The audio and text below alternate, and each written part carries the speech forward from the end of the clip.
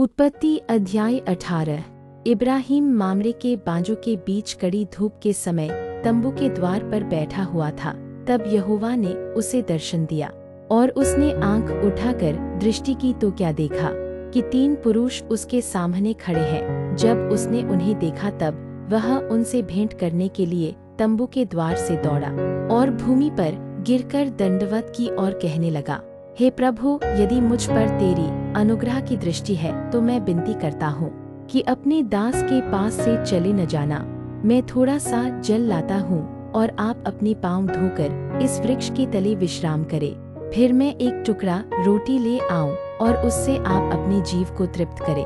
तब उसके पश्चात आगे बढ़े, क्योंकि आप अपने दास के पास इसीलिए पधारे हैं। उन्होंने कहा, जैसा तू कहता है वैसा ही कर। सो इब्राहिम ने तंबू में सारा के पास फुर्ती से जाकर कहा, 3 सा मैदा फुर्ती से गूंद और फुलके बना।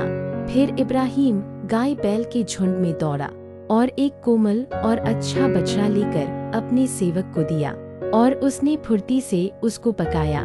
तब उसने मक्खन और दूध और वह बछड़ा जो उसने पकवाया था लेकर उनके आगे परोस दिया और आप वृक्ष के तले उनके पास खड़ा रहा और वे खाने लगे।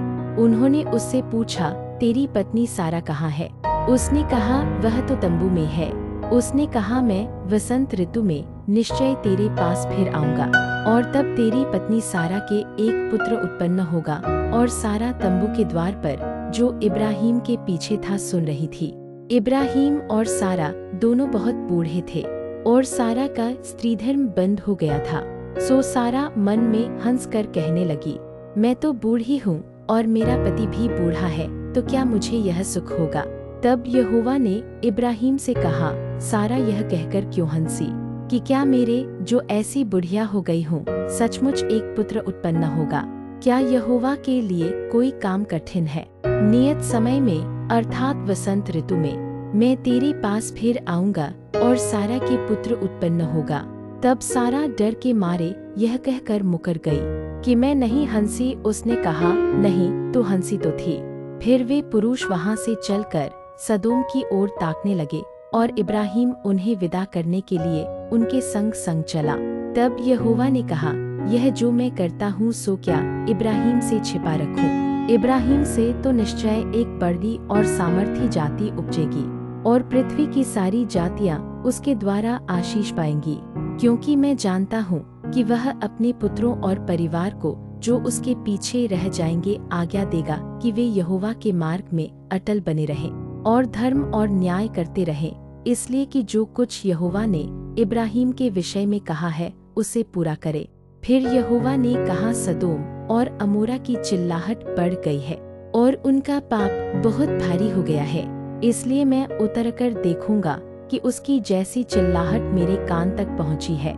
उन्होंने ठीक वैसा ही काम किया है कि नहीं, और न किया हो तो मैं उसे जान लूंगा।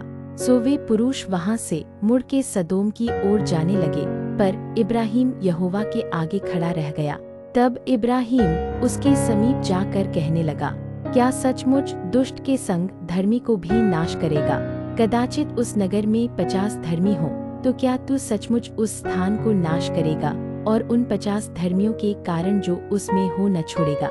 इस प्रकार का काम करना तुझसे दूर रहे कि दुष्ट के संग धर्मी को भी मार डाले और धर्मी और दुष्ट दोनों की एक ही दशा हो, यह तुझसे दूर रहे। क्या सारी पृथ्वी का न्याय न करे? यहोवा ने कहा, यदि मुझे सदोम में 50 धर्मी मिले तो उनके कारण उस सारे स्थान को छोड़ूंगा। फिर इब्राहिम ने कहा, हे प्रभु, सुन, मैं तो मिट्टी और राख हूँ, तो भी मैंने इतनी ढिठाई की कि तुझसे बातें करूं। कदाचित उन 50 धर्मियों में 5 घट जाए, तो क्या तू 5 ही के घटने के कारण उस सारे नगर का नाश करेगा? उसने कहा, यदि मुझे उसमें 45 भी मिले तो भी उसका नाश न करूंगा। फिर उसने उससे यह भी कहा, कदाचित वहाँ 40 मिले। उसने कहा, तो मैं 40 के कारण भी ऐसा न करूंगा। फिर उसने कहा, हे प्रभु, क्रोध न कर, तो मैं कुछ और कहूँ, कदाचित वहाँ 30 मिले। उसने कहा, यदि मुझे वहाँ 30 भी मिले तो भी ऐसा न करूँगा। फिर उसने कहा, हे प्रभु सुन, मैंने इतनी ढिठाई तो की है कि तुझसे बातें करूँ, कदाचित उसमें 20 मिले। उसने कहा, मैं 20 के कारण भी उसका नाश न करूँगा। फिर उसने कहा, हे प्रभु, क्रोध न कर, मैं एक ही बार और कहूँगा, कदाचित उसमें 10 मिले। उसने कहा, तो मैं 10 के कारण भी उसका नाश न करूँगा। जब यहोवा इब्राहिम से बातें कर चुका, तब चला गया और इब्राहिम अपने घर को लौट गया।